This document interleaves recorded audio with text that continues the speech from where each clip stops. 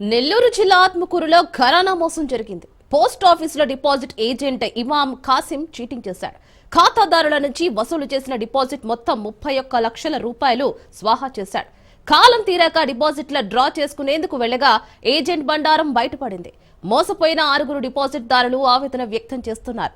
నిందితుడిపై పోలీసులు ఫిర్యాదు చేశారు. కేసు నమోదు చేసుకున్న పోలీసులు విచారణ చేపట్టారు.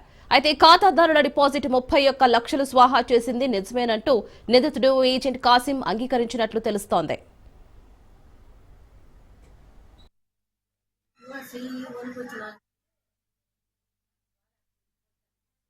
ఆయన ఏమిటి నేను చేసుకొని వస్తారే అని నమ్మకంతో నేను గమ్ముకున్నా.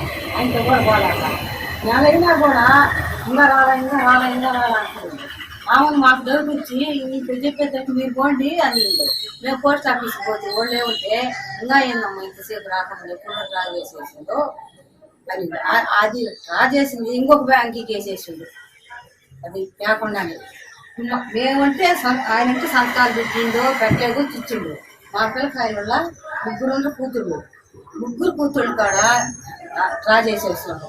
స్వాతి ఒక ఆమె, సుజాతమ్మ ఒక ఆమె, రాజమ్మ ఒక ఆమె, సీత ఒక ఆమె.